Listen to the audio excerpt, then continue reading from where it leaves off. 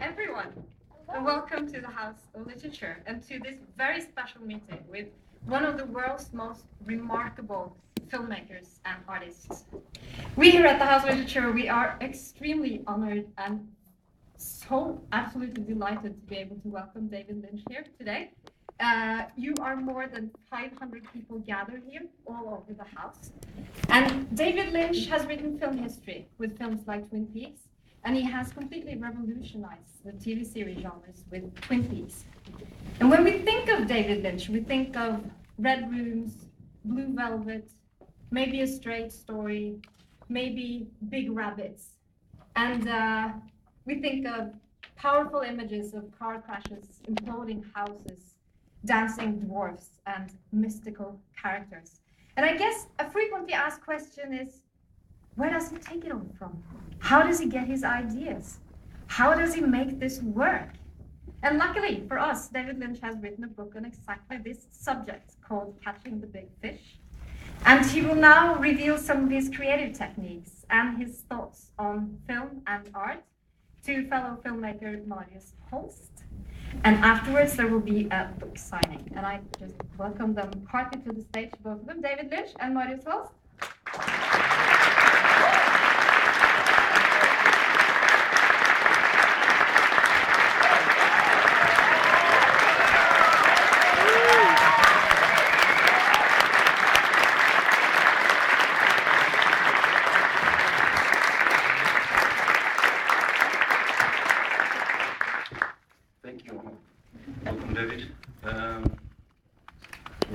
Start speaking about fishing. I'm the fish out of order on my side here. Usually I'm in the other chair, but I'll do my best. And could you introduce us to the concept of fishing? What is out there? What is down there? I always equate catching ideas to catching fish. And it works somewhat the same way.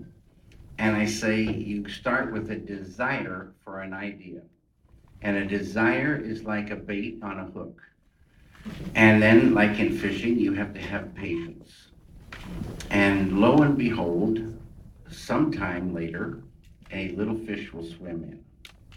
And once in a great while, a little fish will swim in that you fall in love with. And then that's an idea that you fall in love with. You write that idea down in such a way that when you read those words again later, the idea comes back to you. Then that little fragment, that new little fish that you love, becomes more of a bait. And then the process seems to speed up a little bit, and more fish will swim in, more ideas will come and join to that, and a thing will emerge, a script. And that's sort of in a sense how the small fish and the big fish make a meal. Exactly right. Sometimes a very great meal, sometimes a less than great meal. Yeah.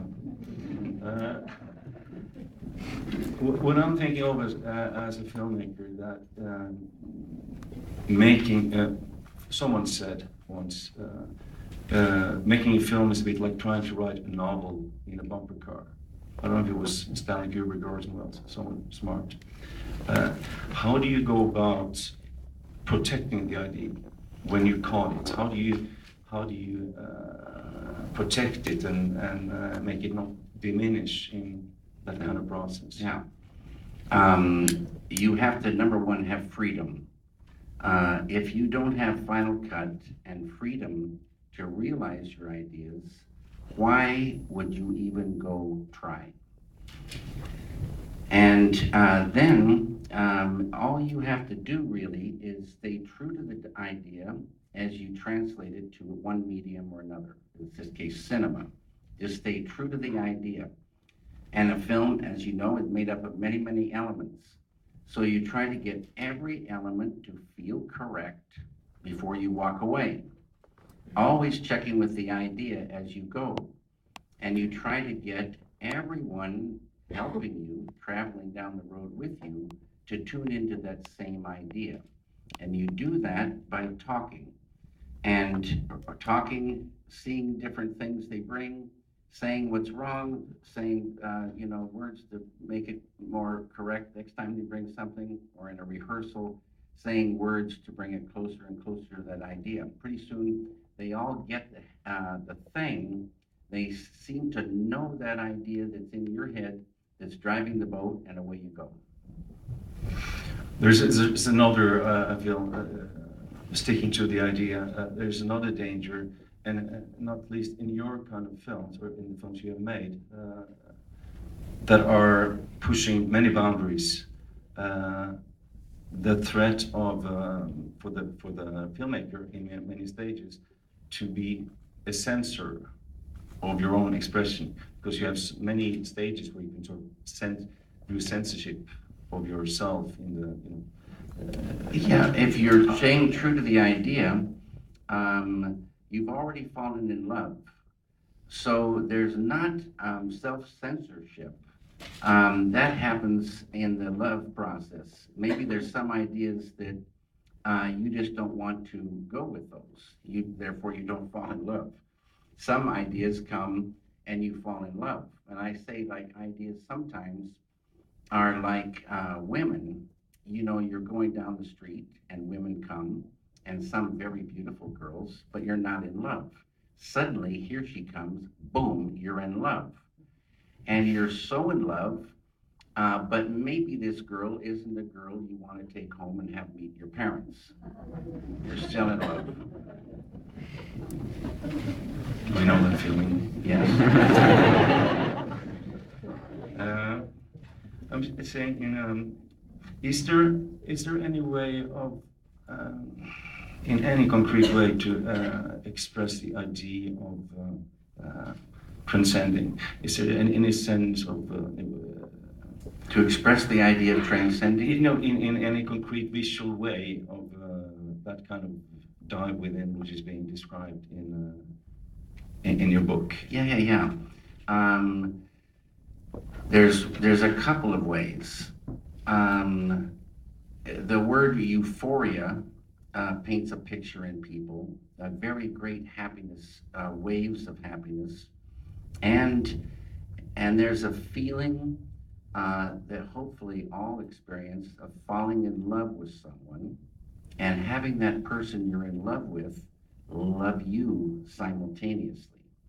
And the two in love, it makes such a happiness. Being in love, that kind of happiness.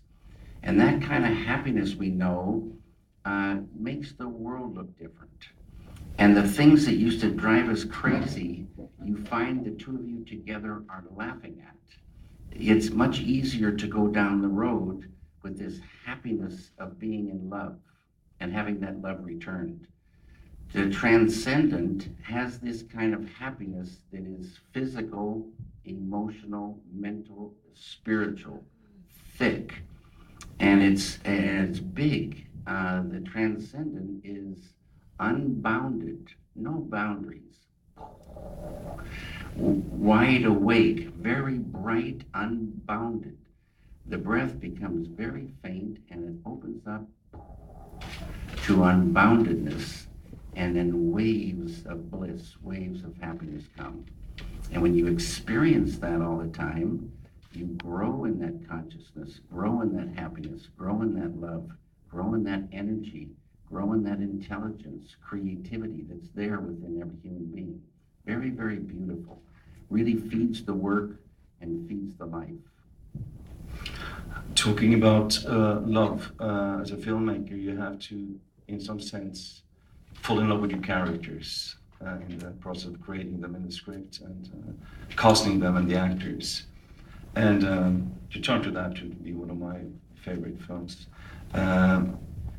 From what you're talking in about, you're sort of a man at peace with himself and filled with happiness. How is your relationship with Frank Booth? Love Frank Booth. And as you know, maybe Dennis Hopper just recently passed away. But Frank, I love the character of Frank Booth. You can see in Frank a big torment, but a real tenderness, swimming with it is kind of a great combo. And I say it's kind of a 50s combo, a little bit like a rock and roll tenderness. And Dennis had that, he gave that to Frank Booth so beautifully, so beautifully. Is there anything, because of his passing, is there anything you could say about Dennis Hopper as a person? Well, he's a great he sort guy. of resurrected his career with that film. No, I didn't really, but things happen in our lives, and suddenly we get a jump.